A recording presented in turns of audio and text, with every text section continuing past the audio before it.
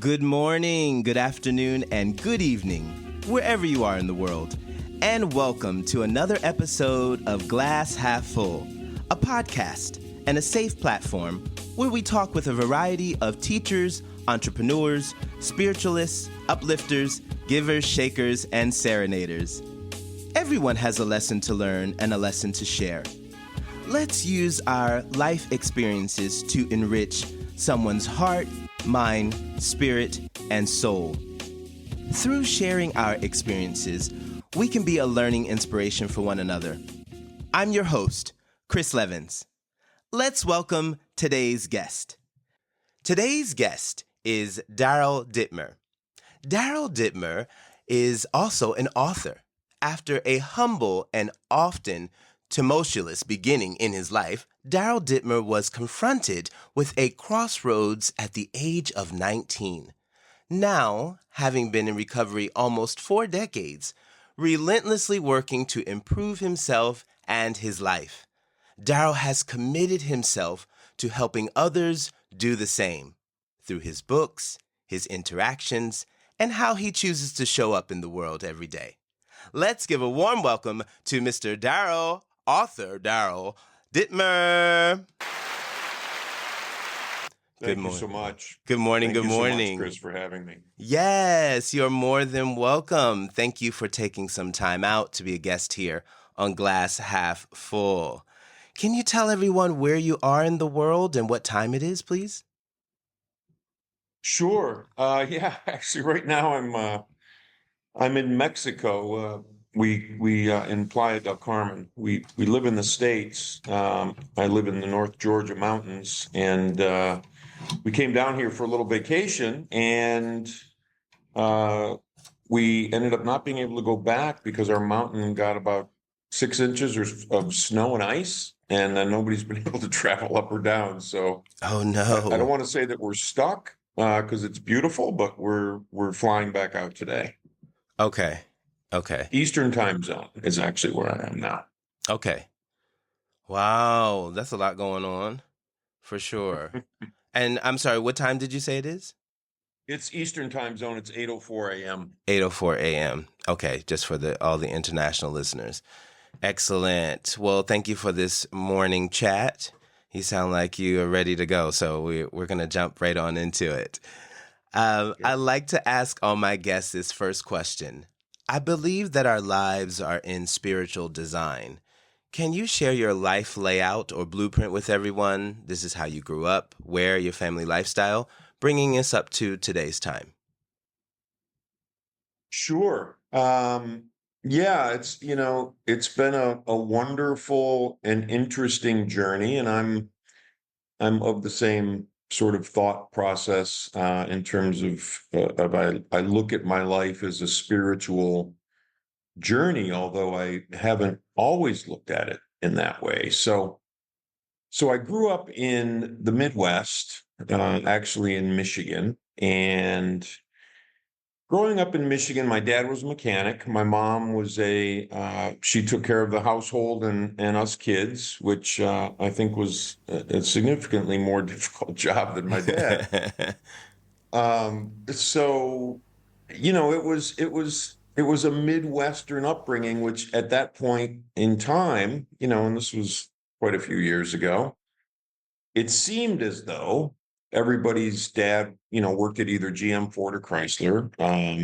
There was a Protestant work ethic sort of, belief system, I think, that pervaded my growing up. It's how I grew up. I grew up with, Protestant religion that was fairly strict, I would say. And my parents were fairly strict. My dad was a pretty, tough-minded guy. Mm-hmm. He was a Navy veteran in the Korean War. Wow. And, a really good guy, a very sort of, honest, integrity, hardworking, all that sort of thing, but, tough. And my mom was probably tougher. And so that was how we came into the world, and how we showed up in that family, which, I have since learned that that is neither here nor there in terms of how I decide to proceed with my life, but Of that was the course. starting point. So, Hmm.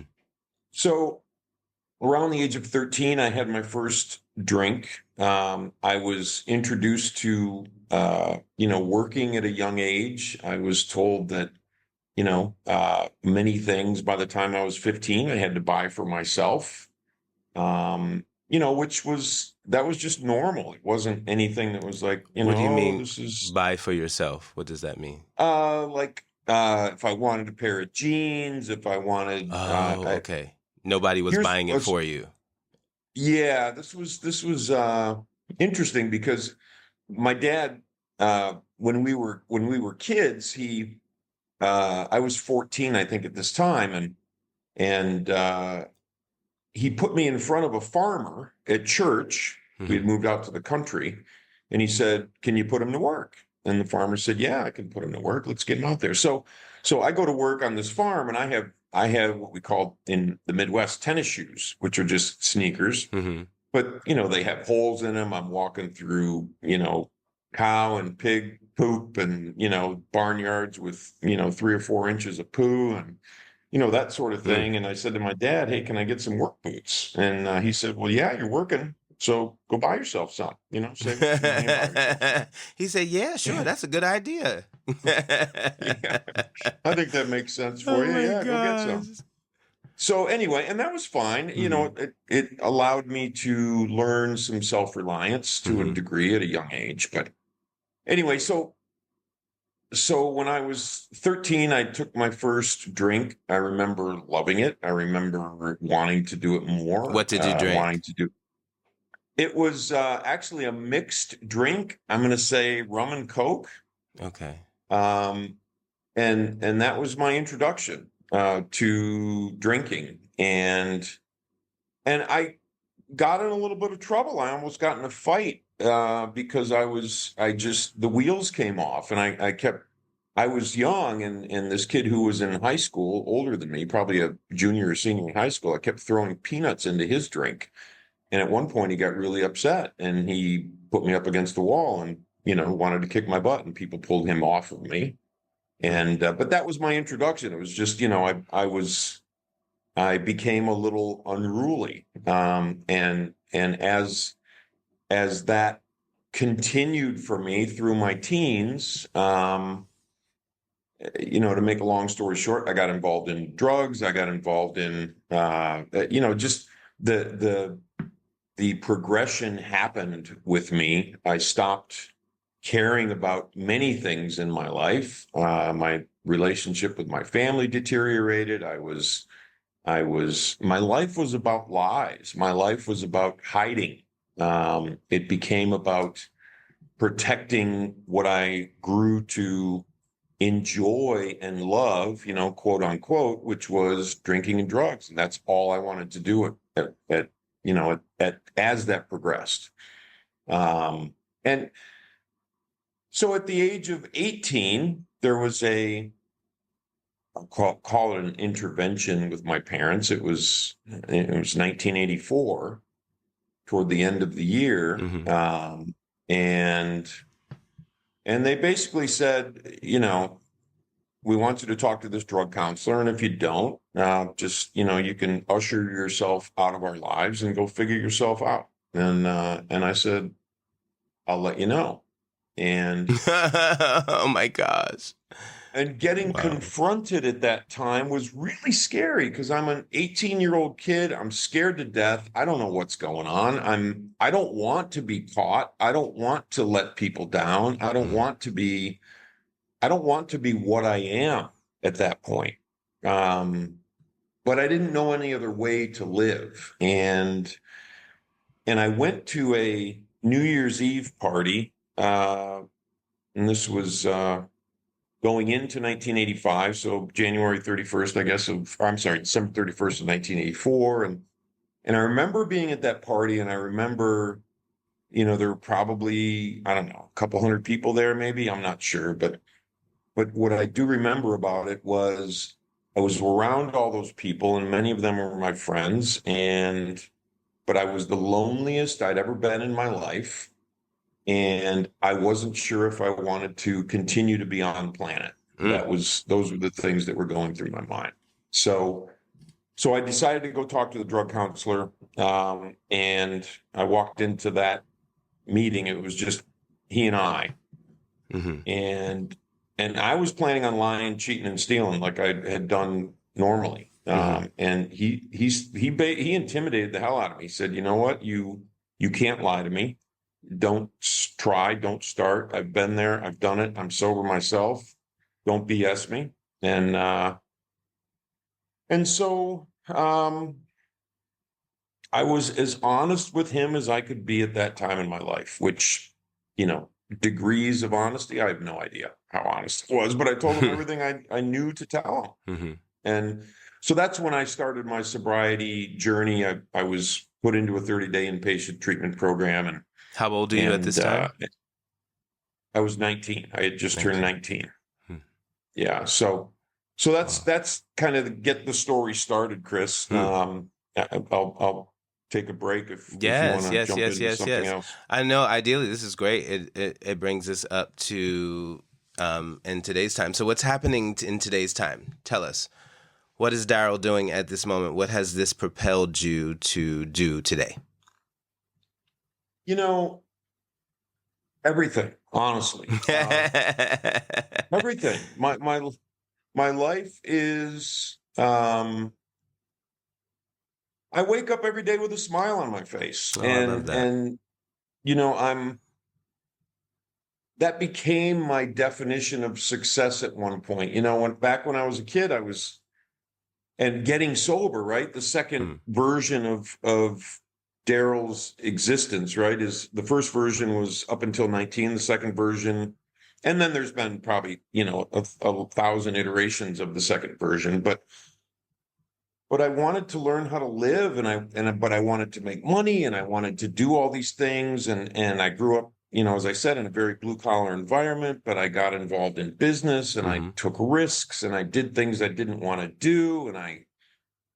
And inside me and outside me. And at some point I discovered that you can make money, you can do all kinds of stuff, but if you're not waking up with a smile on your face, none of it's worthwhile.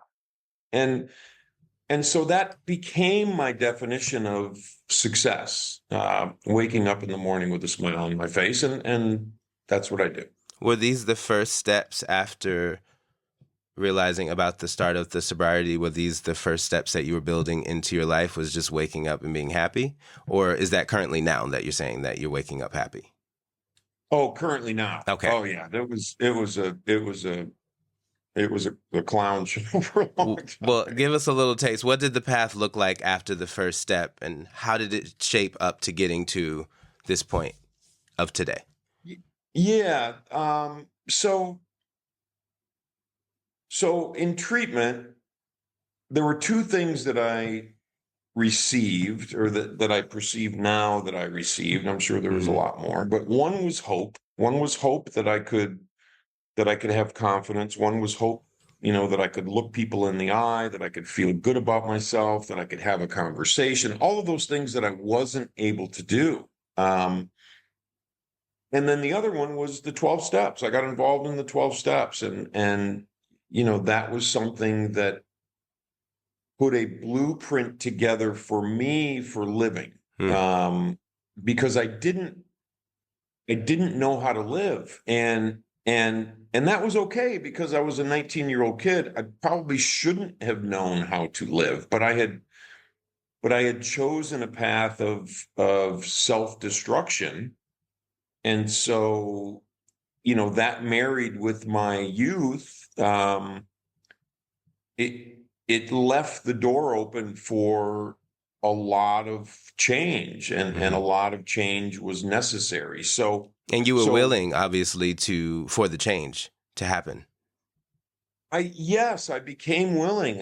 I did. And they told me, they basically said, I think things were a little maybe tougher back then in terms of, you come in the door, and it was kind of like, They weren't mean about it, but it was just like, just shut up and listen, like there's people here that know how to live. There's people here that know how to change. There's people here that know how to stay sober. Listen to what they say. And they taught me things like, another word for humility is being teachable.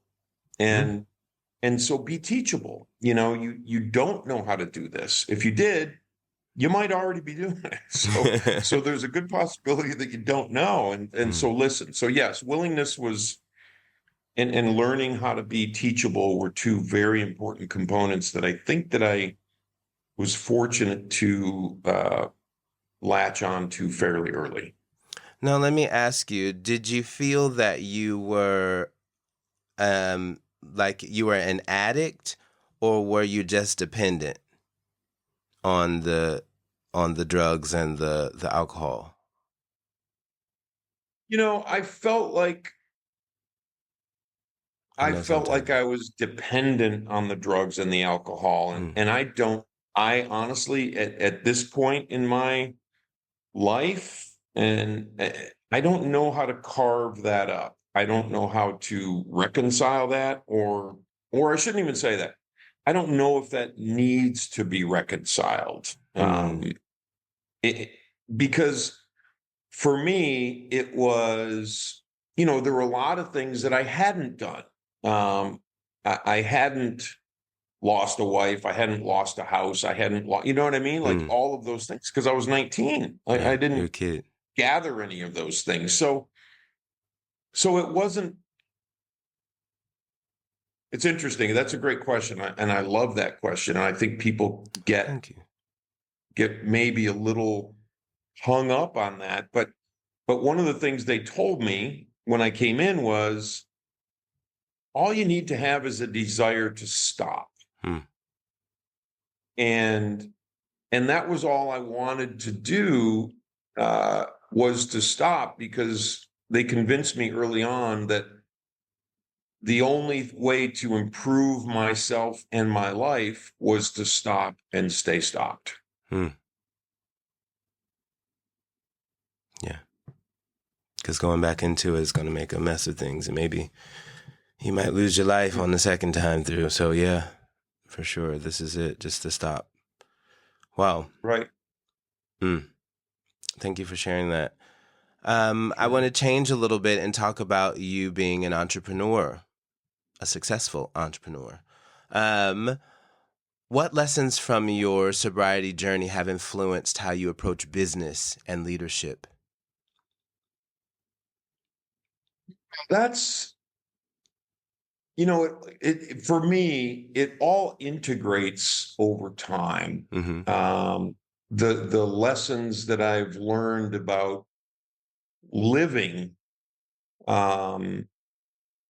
honesty, humility, and faith are three things that I dearly value in this life. And the honesty is not, I don't tell people lies. It's, am I being honest with me about where I'm at and how I'm showing up and how I'm treating others? Humility is the teachableness, and I carry that with me every day. I love to learn. I love to,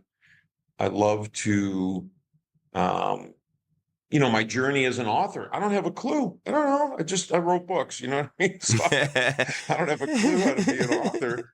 So I have to learn all that stuff, and it's a wonderful journey, bringing that teachableness into every new thing. So from an entrepreneurial perspective, I had to lay myself out before people that knew more than me and say, please teach me. And so, those are the concepts and the precepts for me. And then faith, which is, for me, it doesn't necessarily have to be something that we call God or, whatever. It just, I have faith in life, and I have faith that, for better or worse, in terms of a name, call it the universe, I can align myself with the universe and the universe shows me what to do next. And it's a really cool thing. And from an entrepreneurial perspective, it's a really cool thing to sort of plug into that energy and that flow. And that's where those are the things that go back and forth in my life, between life and entrepreneurship and all of the things that have happened and the things that I've done and et cetera. It's just a beautiful thing to watch, and being able to observe it as opposed to, getting my grubby little fingers in it all the time and messing with it and trying to control it. It's enjoyable to observe and watch life happen. And this is it. This is the layout, that blueprint that I spoke about earlier, that, things will just fall into how they need. Everything is intertwined.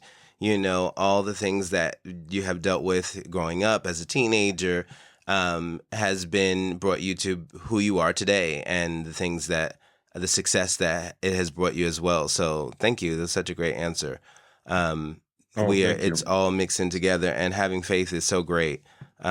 My mom is a woman of faith. It's something we are always feeling that we can continue to work on and build. And same thing with, you said humility and honesty was the first one? Honesty, humility, faith. Yes. Excellent. I love that. Thank you. And congratulations on being a published author. Let me give you a little. Thank you. Yes. Thank you, Chris. So what inspired you to write your book? And what message do you hope readers take away from it? What inspired me to write my book is my wife. Oh, that's nice. It was cool. It was really cool. So I met my wife. I was, I don't know, probably about 20 years into recovery, and I was relaying some story of my youth. And I was, well away from that lifestyle and that life. And I was telling my wife stories, and she's kind of looking at me like, dude, that's not you anymore. And I'm like, she's like, I don't see it. I don't see that person. And I said, well, that's awesome. Me either, thank God. And I said, remind me to write a book someday. And so for the next 18 years or so, and it wasn't, I just said it sort of in jest a few times, like, oh yeah, I got to get to that. And over the next 18 years, I probably wrote about 3 paragraphs or something. Because I was doing other stuff, I was pretty busy with some of the other activities, and not that that's an excuse. It's just a reason why I didn't, and I didn't focus on it, and I didn't sit down and start. And which is normally the reason why, things don't get done if I don't start. So like everybody. Right, exactly. And so after COVID, we decided to move where we currently live. And we just made some life changes. We sold some business interests and, this and that, and did a few things that just sort of released us of some of the outer, things to take care of. I don't want to say burdens, but just things to take care of. And so it freed up time. And January of 22-ish, I said, all right, I'm going to sit down and write a book. So I wrote the first book, When I Stopped Fighting. So you just sat down and it just spilled right out. It really did. It was kind of crazy. I'm going to say probably, because I had to go through it a few times and figure it out and, have my wife read it and say, does this suck or is this good? And she's like, no, I think it's all right. This might do all right. And anyway, so it was probably 2 or 3 months that I wrote the first book. And interestingly enough, which was weird to me, but I just kept writing. And then a second book spilled out of me within, total of about 6 months. So this is all 2 books in 1 year. Oh, yeah. Oh, you're on fire. madness. Yeah. But anyway, that's the personality, right? Like that's the personality. I get it. Uh, right, of how I got involved in some of the things where my energy was gone in the wrong way, and then you put that energy in the right direction, And and there it interesting goes. things can happen. Yes, indeed. So the second part of the question was, what do I hope people get out of the book? And my wife and I were talking about just this very subject yesterday. We Look at that. Ooh, I love it when it's close by. We gonna talk about it. Yes. Let's share. Dig us in on the conversation. What was discussed? So we were talking about, she was talking about a dream that she had where some interesting things got reconciled with her and her family, and it was just this very interesting and profound dream that she had, and she could remember it. That's number one. She could. Yeah. Nice. Yeah, exactly. I have some killer dreams, but sometimes I wake up like, oh man, I know that was cool, I just don't remember what happened. Anyway, so we're talking about that. We're talking about how we show up in life. We're talking about relationships with family and how they influence us, but how holding on to them and looking back and blaming and all of those sorts of things are so destructive, and how we've both worked through much of that, and how she is working through some of that currently, and this and that, and it was just a really beautiful conversation. And at one point I said, what has helped you with this, and what has helped you move through this? And she said, in many ways, watching what you've done with your family and how you've interacted and how you've changed, your relationship in many ways, but how I've changed my relationship with myself as regards my family, has been something that has helped me want to move in that direction. And so, long story short, that's what I want people to get out of what I write is, if they're showing up in life in a way that they're not waking up with a smile on their face, I want them to know that it's possible to do that, and show them some of the steps they can take to actually have that happen. Nice. Nice and well said for that. You're giving us the tools, and I'm a huge believer of this, that, we need tools in our toolbox, when situations arise, that we can dig in and say, what did Daryl say? That's right, he did say about this, and pull it on out and have something to be able to use. And I think it's important for, leaders to give that to everyone, is to give us these tools that we can use when they are not there to overcome time. So I love that. Nice. Yes. So now, do you feel that you're on a spree of writing? Do you feel like, okay, I'm ready for some more writing? Is it we about to have a series that's coming out? Or do you feel like, okay, I'm content now? No, I'm It's funny because I go where I'm led for the most part. Good. That's a great way to be. Like I said, when I get my little fingers in the mix of it, I gotta, back away and then allow things to unfold. So the two books, my second book published October of 2024, so fairly recent. And so I decided at that point, I'm just going to, I don't want to write a third book until I know it's time to start writing it. It may be sometime in 2025. It may not.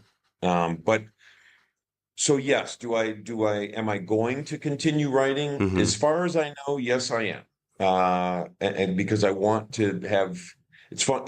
My wife said to me, I said, yeah, I think I got a book in me, before. And and I wrote the first one. She's like, you know what? You have like 5 in you. And I said, All right now. well, I said, I'll commit to 3. Okay. And then what happens after that. So the first sort of, series would be 3 books. And the third one is TBD in terms of writing. But once I start writing, it's, I'll get up at 3 o'clock in the morning. I'll have my robe on. I'll go up to the office. I will, get my tea, and I'll just sit there for the entire day, And and I'll go just in. write. And yeah, exactly. Just going in, and my wife will laugh, and, she'll see me when she sees me. And that's just how it goes. So when I'm ready to do that with book 3, It's gonna we'll, happen. we'll, So it's coming. it'll happen. It's on deck. It's in Right. the view. We can see the binding clear pages in the pen. It's there. It's there. Now the first book, I don't want to confuse them. When You Stop Fighting, is that the first one? The first book is called When I Stop Okay. Fighting. When I Stop Yes. Fighting. Okay, sorry about that. It is the No, first that's all right. book about okay. And then the second book is When You When You Stop Fighting. Okay. Okay, When You Stop Fighting. Okay. And so are we looking as when they stop fighting? Are we foreshadowing for book 3? Don't tell me. Don't say nothing. I just threw that out there. I just threw that out No, there. It came I to me. want It came to me. Yeah. So here's the and you can throw another guess in the ring after I tell you the short story, if that's okay. Sure. So my original sponsor when I got involved in the 12 steps, his name was Bud, fantastic human being, Did you just say Bud? like Bud, yeah. Okay. Bud. His name was Vertus, but everybody called him Bud. So Okay, we'll go with Bud. I called him Bud, and just a very peaceful guy. You could look in his eyes and you could see, I met him at about 8 months into sobriety for me. Hmm. And he was at that time probably in his late 50s, and he was sober 15, 16 years. But he was the person I wanted to be like, from the perspective of, he just seemed to get it. And I don't know what getting it at that point was, but he seemed peaceful. He was always eager to help. He wanted to answer questions. Mm-hmm. He understood the steps and the whys of the steps, all that sort of stuff. So when and my upbringing was more like, if it doesn't fit, get a bigger hammer. If no pain, no gain, all that sort of thing. If you're struggling, swing harder, like all that kind of stuff. Just fight, That's fight, fight. tough love. Yeah. Yeah, exactly. Yeah, that sort of stuff. And, which is all cool and everything until it's not. But Right. so I'm wrestling with, you wrestle with problems, right? Wrestle with everything. Just fight it and wrestle it to the ground, and, and figure itself out, and this and that. And that was how I was raised, and that's fine. But I came to Bud with a problem one time, or, several problems, and I'm wrestling with them, and I'm fighting and this and that internally, right? That's where the battles rage. Mm-hmm. And Bud sat me down and he said, Daryl, when you stop fighting, the fighting stops. And so that's why I called my first book When I Stopped Fighting, which is, was my journey and my fight, and how I, learned over time that there are many fights that I wage, and all of the fights I wage are within. Nice. And that I don't have to do that. And my second book is taking that a step further and helping people understand maybe where they fight. Take a look at what you're fighting, and some of the battles that may be going on within you that you don't recognize, and how can things be different? How can we set aside that fighting? So so though that's the reason why the books came about. Daryl, when you stop fighting, the fighting stops. So I so love that's that. that's the advent. Yes. We love a backstory. For Mm, sure. mm, mhm. For sure. Okay, let me ask you, how do you define a beautiful life? What do you say is a beautiful life? Well, for me, a beautiful life is, and It's a to two-part sort of question. put this in, I've just stopped halfway, but go ahead. Yes, go ahead. I'm sorry, for me, a beautiful life, and I'll preface this by saying that I truly believe that the fact that we have life and the fact that we, show up here on this planet and Hmm. this plane, and we can interact and we can love and we can change and we can work on ourselves and we can help others and all that stuff is a beautiful thing. That in Yes. itself is beautiful. Hmm. I agree. Um, and so a beautiful life for me starts with being grateful that I've been given this gift of life where I can do all those things and I can have wonderful relationships and I can love and I can be loved and I can help and I can be helped, and the interactions that I can have with others, and also where it all starts is the interactions that I can have with me, and how I smooth the seas within myself so that I can help smooth the seas with other Someone people else. if they're willing to have their seas smoothed. And because I many love aren't, that. and that's okay. So that's sort of where I come from in terms About of the a beautiful. beautiful life. It's beautiful the fact that we're here. It's beautiful the fact that we have it, but I'm in charge of how beautiful my showing up on this planet becomes. And so the steps that people can take to create their own beautiful life, regardless of where they're starting from, is basically, feeling that they are, being grateful for just being here. Um, just starting off with being gratefulness is what you're saying as well, right? That the starting point of just being grateful for just being. I think that's a huge thing. I mean, I think so it's too. so easy, and especially with the world as Crazy it as it currently is. shows up Mm-hmm. with social media and so much to be distracted by and so many things that can take up our time and our attention, to be able to stop and to be able to, just allow what's there. And I'll say it's not the phone, it's not the computer, it's not the TV, it's not all of those things that distract us, just to be with what I am Mm. and be grateful for what I am is yeah, that's a wonderful starting point. And Mm.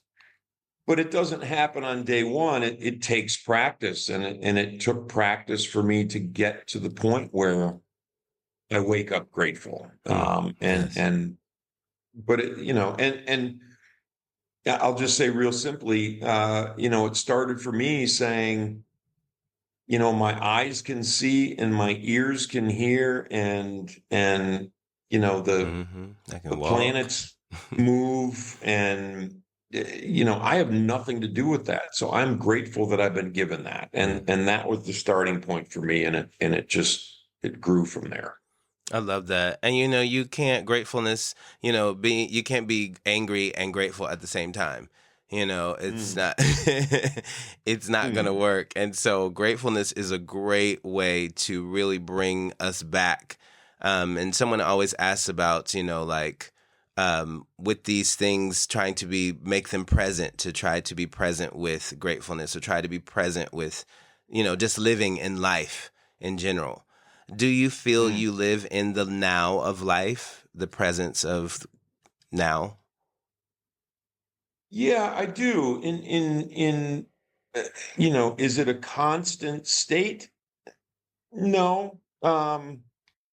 Probably where I experience that the most is when I'm practicing breath work or meditation or, Mm, those sorts of things. But and also when I'm grateful in the moment, that is a mhm, very now. I can't be grateful if I'm not present now, mhm, and so there are many states where I am right here in the now, and I think over time it becomes more about the now. mm. As we learn more about ourselves and our relationship to life and the universe and all that sort of thing, the now is really all there is. It's Yes. the only time to be. But we can get caught up in, oh, I got to do this next week, and I got to da da da, and this Mm, and that, and some of the things that we have to attend to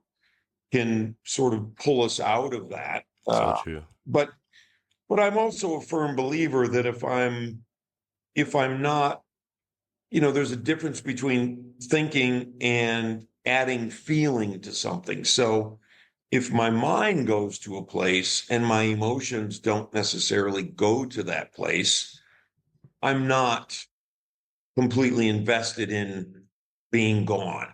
Mhm. If that does that make sense? No, that does. Yeah, so my mind could go somewhere and thinking about tomorrow, but if I'm scared to death of tomorrow, or I'm feeling guilt for my past or fear for the Mhm. future, those are times Yeah. when I'm getting pulled out of the now, and it's Sucked into can be something else. destructive for me. Mhm.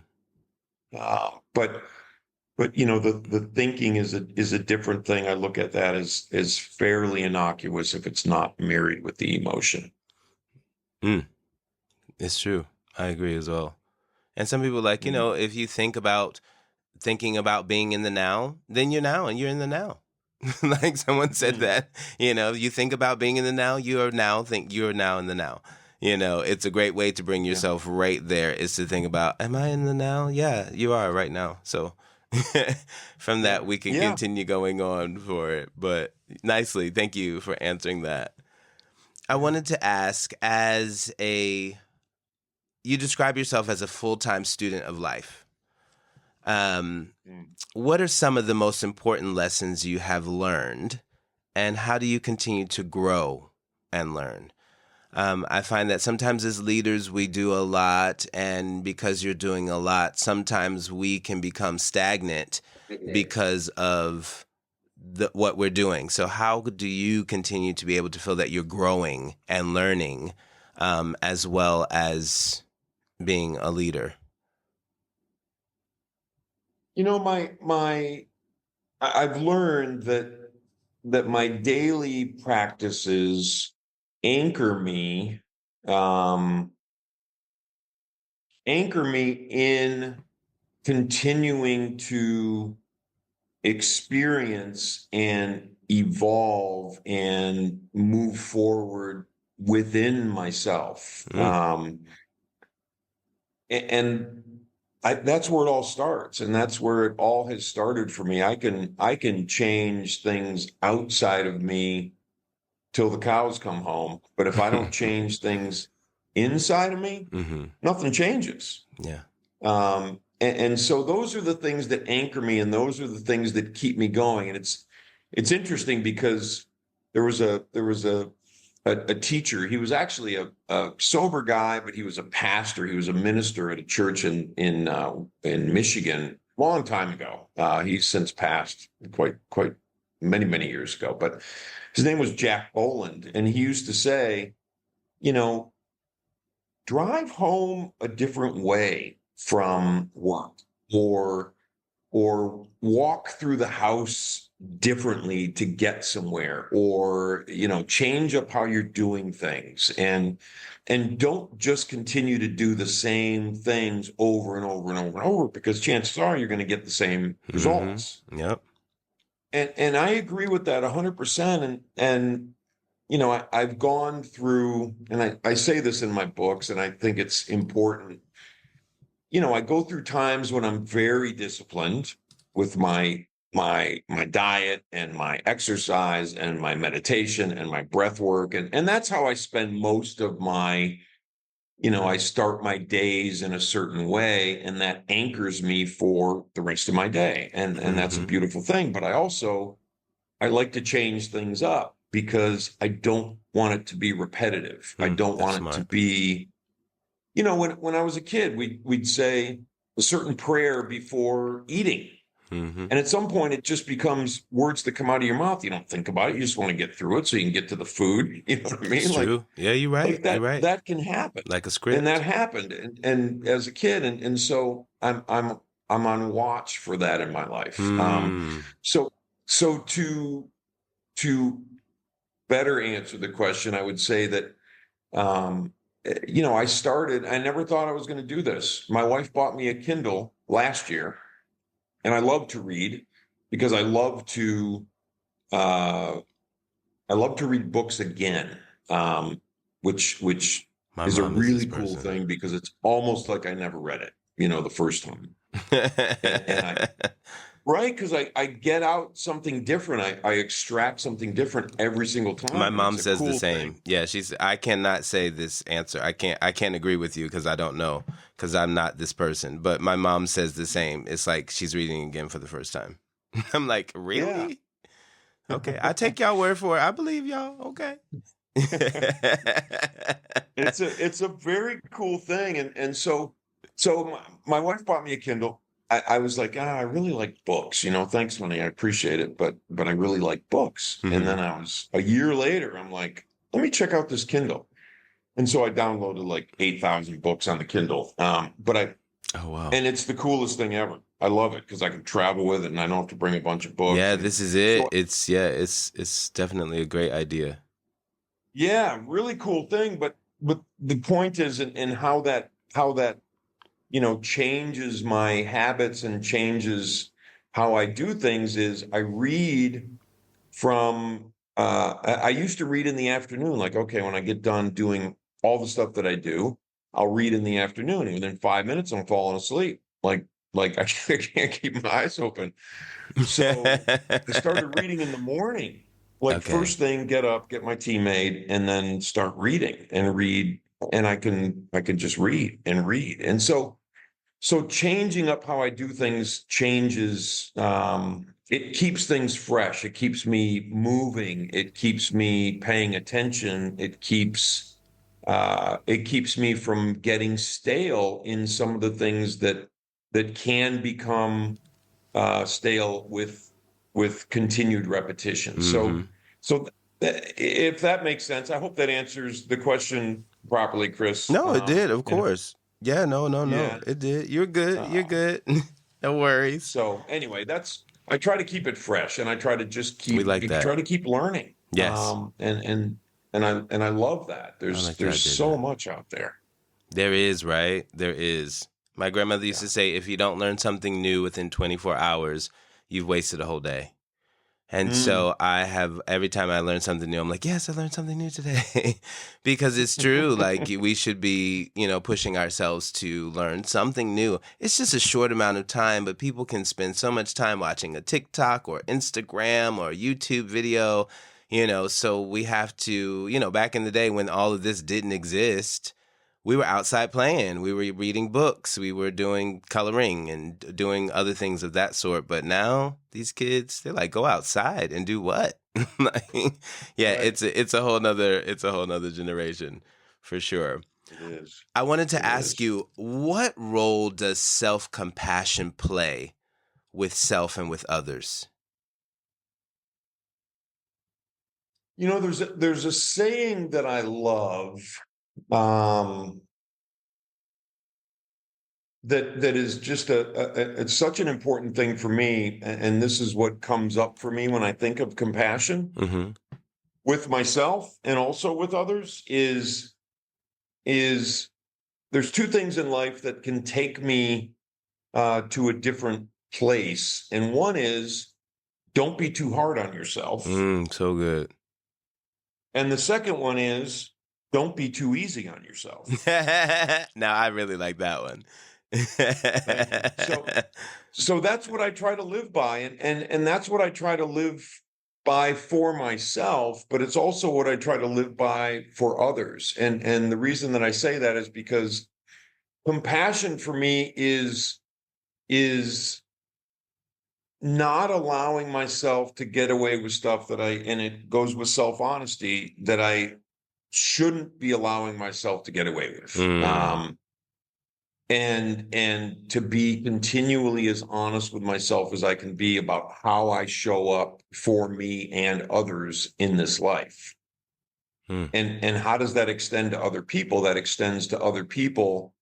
I'm a firm believer that if I'm not, and this is different than, expecting something or someone to be different than they are, but if I'm not expecting the best from people, then I'm doing them a disservice, in my opinion. Wow. That doesn't mean they have to be like I am. That doesn't mean they have to act like, like I think they should act. But if I know someone is not trying, I will let them know. And they don't have to do anything about it. I will just say my piece, and hopefully something resonates for them. And that's how I feel about compassion, because Is this for everyone? Friends, family? It is only because I can join people in their misery, but it doesn't do anybody any good if I help to pull them up, to the best of my ability, or at least give them, and you mentioned this earlier, Chris, some of the tools. Here are some of the things that I did that helped. That's what I want to do. I want them to experience life in a different way. And there are times when people need just what we would normally call compassion, which is, you know what, I'm sorry that happened, and we're going to have to work through it. I'm here to help you. I'm here to do whatever you need me to do. But then at some point, where does it turn from I'm experiencing something difficult to I'm wallowing in it and feeling sorry for myself, and all of those sorts of things that are a very slippery slope. So I believe in helping people up to the extent that I'm capable. I love that.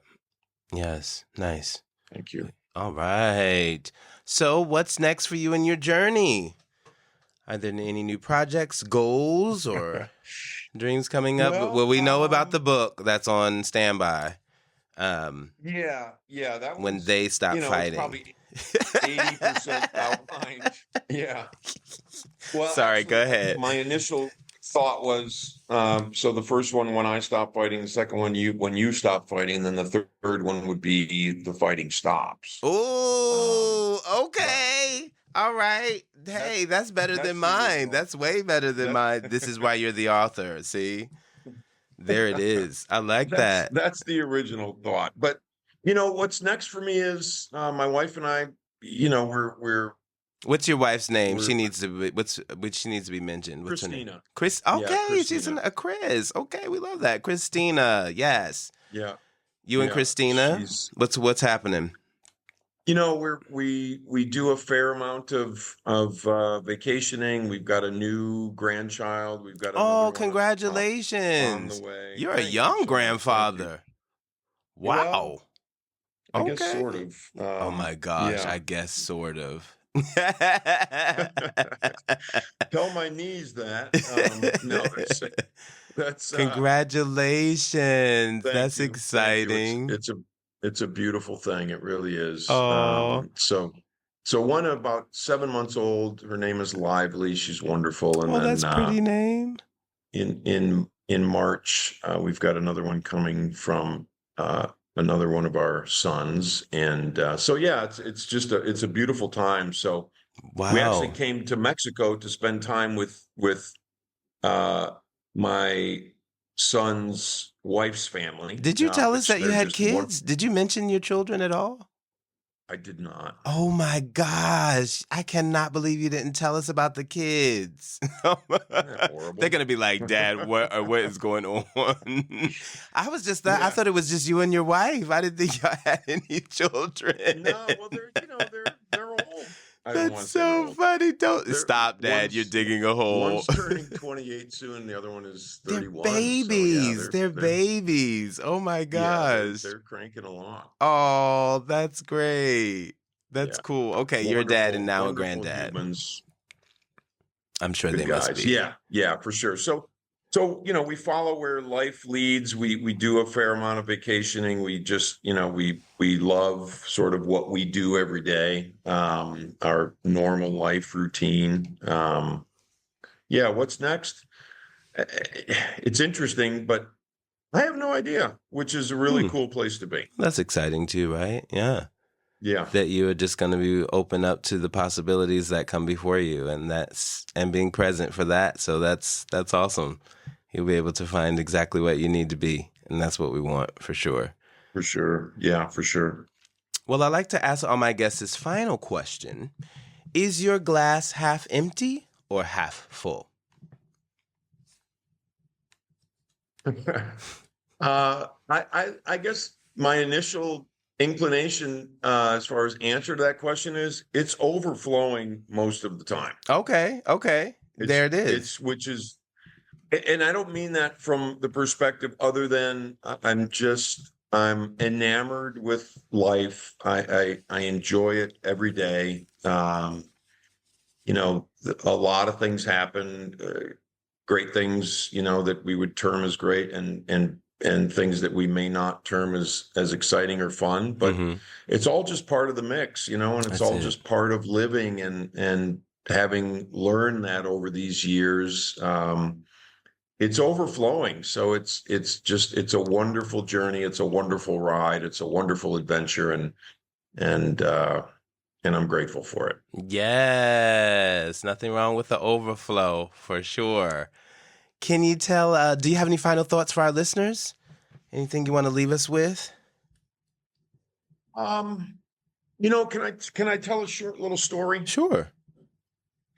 This is something that when I was first getting sober and I was still, 19, maybe 20, there was a meeting that we would go to, and it was at a place called the Community Center in a city that was near us at that time, and this meeting was a big meeting. It was one of the bigger meetings in that city, and so there were a lot of people there. I was young. I was with a bunch of guys that some were serious about sobriety in life, some weren't quite as serious, but there was a gentleman there, and he was probably, I'm going to say, in his 70s somewhere, and he was kind of a slight guy, walked, a little hunched over, but at that time he was about 40 years sober, and so us kids, we looked at him and we're like,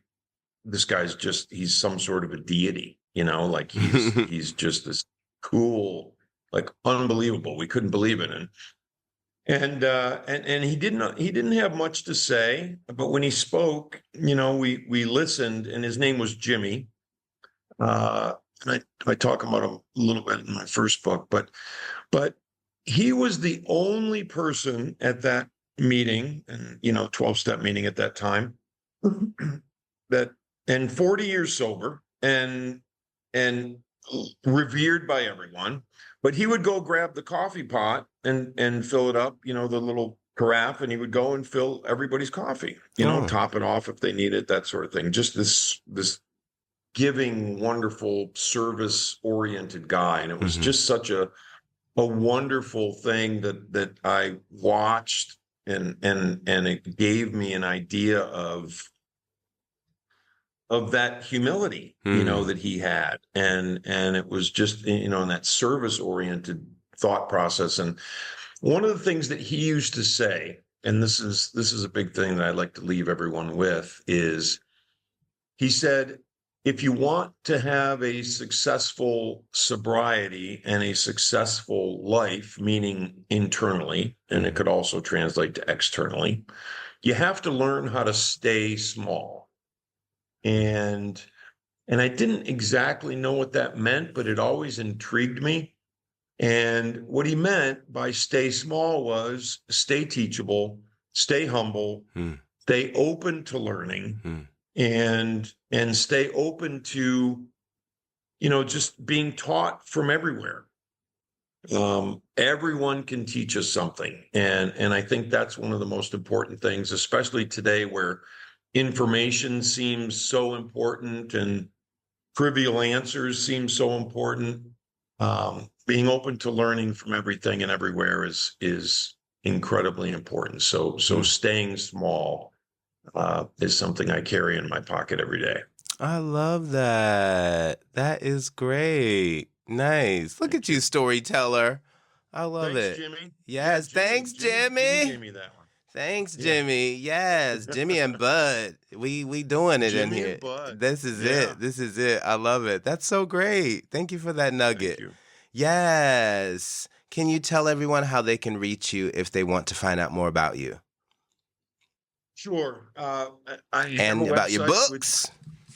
Oh, yes. My website is daryldittmer.com, which is DARYLDITTMER.com. And there's information about me there, bios and talks about the books and gives an idea of what the books are about, some of the things we talked about today and some other things that we may not have talked about today. And that's really you can find links there for the books, to go buy on Amazon. I did audiobooks in my own voice for both of those books, Nice. which was a really kind of a cool, fun process. So audiobooks are available as well. And I spend, some time on Twitter. I've got some other social media stuff, but Twitter is probably the one where I spend the most time. Okay. And that's Daryl E. So at Daryl E. Dittmer, DARYLEDITTMER. So those are a couple places to find me. My website's probably the best place to check me out. And all of these links will be listed underneath the posting. So, people don't pull out pens anymore today to write anything down. So everything will be there at one click away. They can be on Spotify listening to When I Stop Fighting. So, yeah, we will make sure everything is there with your social media as well. Thank you so much, Daryl, for being a guest today on Glass Half Full. We have enjoyed you and have enjoyed all of the knowledge that you have dropped in and just sharing your story with us. It was so great. Thank you for being a guest today. Thank you so much, Chris. I enjoyed it immensely, and we'll do it again sometime. Thank you so much. Yes, indeed. Yes, indeed. Thank you for your time. We'll be in touch. Sounds good. Thank you. Bye-bye. Bye. Hello, listeners of Glass Half Full. Thank you for tuning in to another inspiring episode of our podcast. I'm your host, Chris Levens, and I want to express my gratitude to each and every one of you for being a part of our supportive community. Remember, Glass Half Full is not just a podcast. It's a safe platform for everyone to share their life experiences. Your stories and voice matter, and we appreciate you for being here with us. If you enjoyed today's episode and want to stay updated with our future content, please subscribe, follow, and rate our podcast on Apple Music, Spotify, and YouTube. Your support means the world to us, and it helps us reach even more listeners who can benefit from these valuable life experiences. As we wrap up this episode, always keep in mind, you are blessed. No matter the challenges you face, there's a reservoir of strength within you. Until next time, stay positive, and remember, the glass is always half full. See ya!